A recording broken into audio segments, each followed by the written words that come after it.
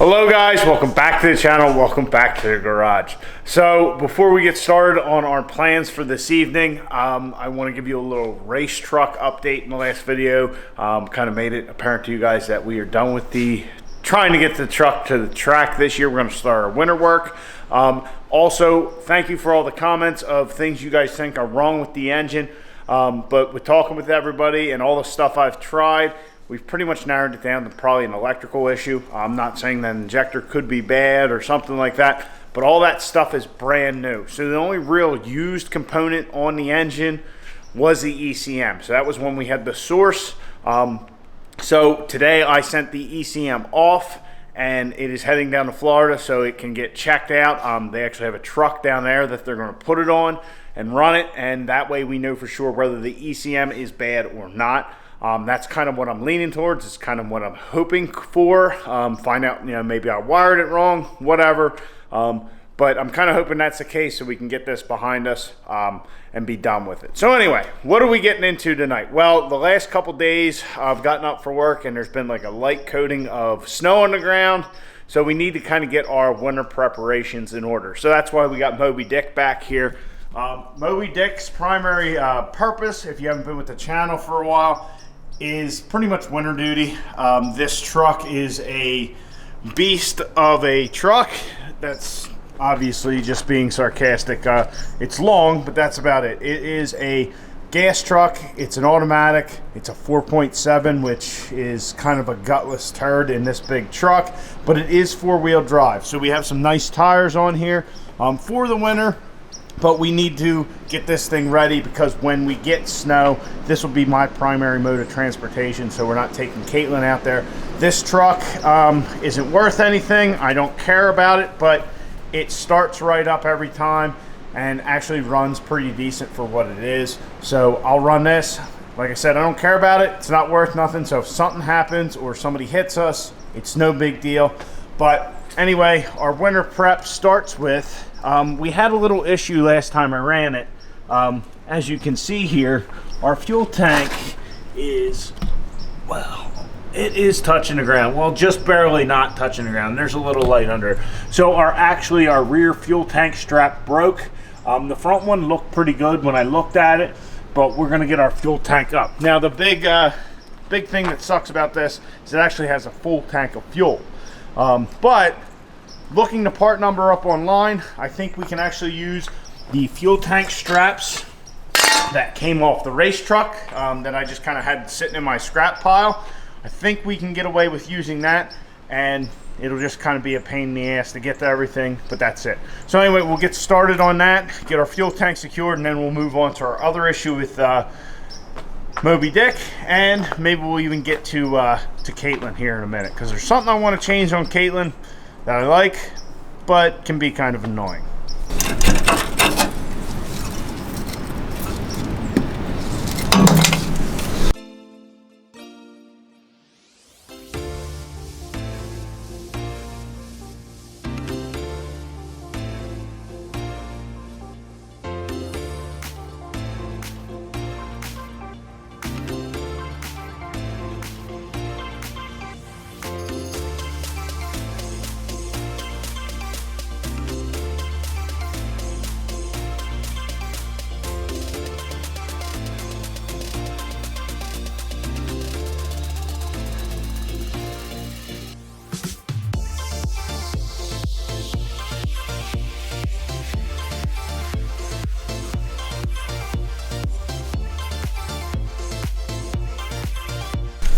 So as you guys can see, we got our strap in, fits perfectly. It is a perfect match.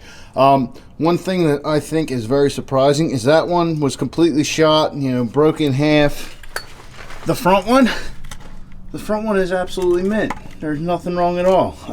Good for us, but kind of surprising, seeing as how this thing's kind of just rust everywhere. Anyway, on to our next little project.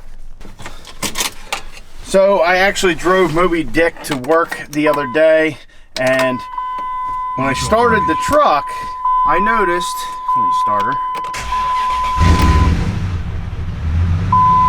the brake lights were on.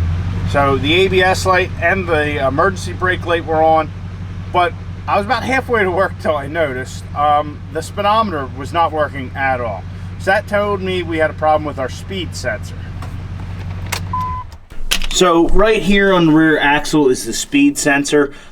What there is there's a tone ring, it's called, on the differential itself. Basically, it's a bunch of little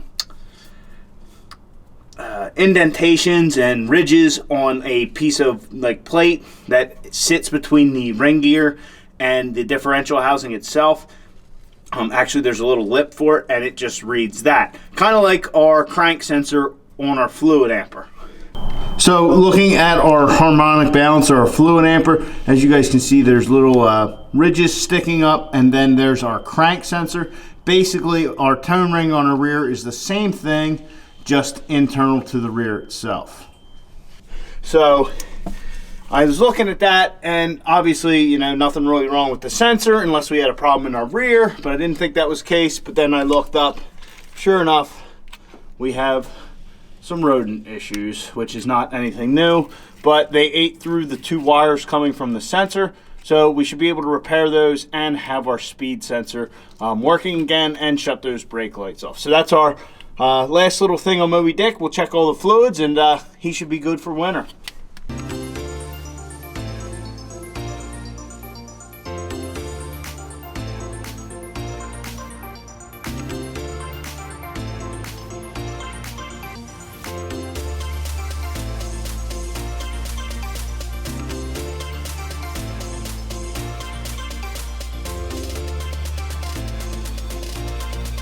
All right, so with all our wiring complete, brake lights are out. Let's see if we have speedometer.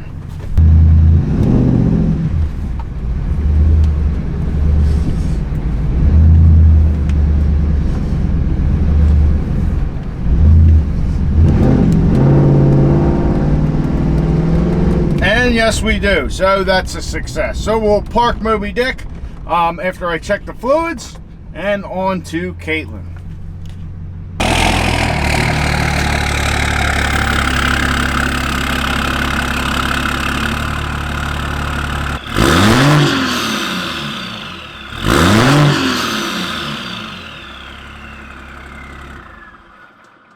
All right, so we got Caitlin backed up here. Now you may be wondering, what exactly do we have to do to Caitlin for winter? She is my daily driver. What could she possibly need? Well, she doesn't actually need anything, but we have a little trip coming up planned, and we're going to be in the truck for a while. And when we went out to UCC last year, after being in the truck for like 9 hours straight, honestly, the straight 5-inch exhaust got annoying. It drones a bit. Don't get me wrong, on the way to work and with the windows down in the summer, I love the sound of it. I think it sounds great. But on a long trip, it just kind of gets to you where you just want to kind of drive, listen to the radio, what have you. So we're going to be installing this. This is a resonator. This is a 30-inch. I believe it's an FTE resonator. This was actually previously on the truck, if you remember videos way back. And it still sounds good with the resonator, but the resonator just kills all the drone of the straight exhaust on the truck. So we're going to put that back in. We'll get rid of the drone. We're going to put it in, and it's going to stay in. We probably won't ever have this thing straight piped again, just as we are planning to do a lot of traveling with the truck this year. Hopefully, if we can get this thing all sorted out. I shouldn't say hopefully, when we get this thing all sorted out. So we're probably going to have to pull off the majority of the exhaust, but it is what it is. We'll do it, and we'll be done.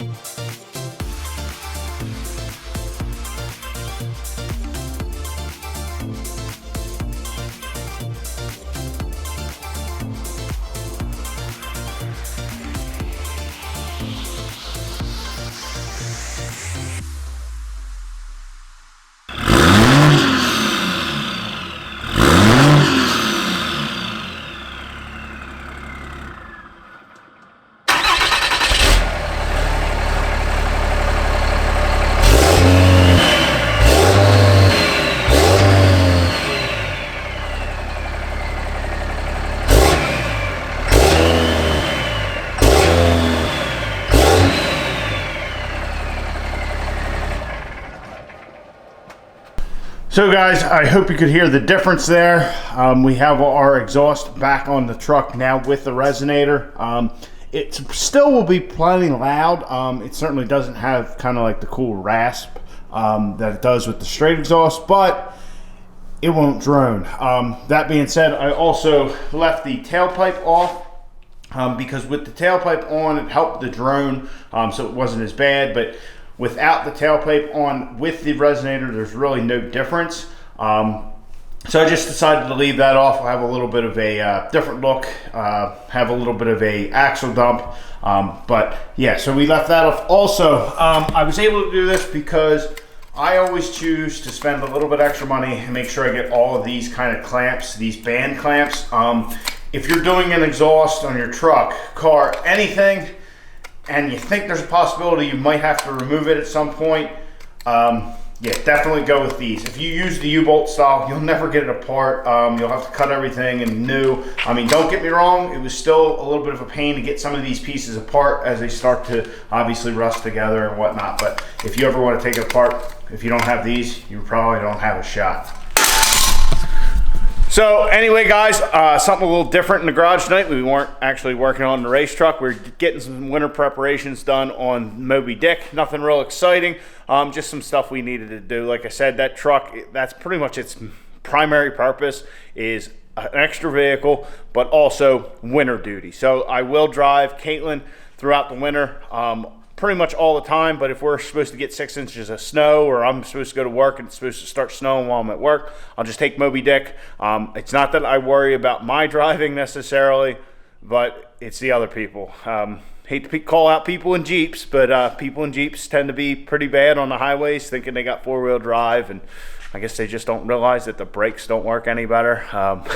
So anyway, guys, a little bit of ramble there. But yeah, when it comes to winter, that's another thing. Where I live is a lot of cornfields, so especially my road tends to drift over. So if I come home and it's drifted shut and I try and get through, I have no problem leaving Moby Dick there and letting my neighbor pull him out with the tractor or something like that in a day or whatever. I'd rather not leave Caitlin like that, though I did when I first got her. She got stuck pretty good. So anyway, guys, got some stuff done. A little bit different, quietening something up for once. So anyway, guys, I hope you enjoyed. We'll get back to kind of renovating the race truck and all that. I'm still looking for like another project. So if you guys have something that you would like to see, please comment down below. Can't decide if I want a four-wheel drive, a two-wheel drive, first gen, second gen, or just whatever pops up on the radar, or third gen. I don't know. So anyway, guys, hope you enjoyed. Please get out in your garage, get the wrenching on your truck.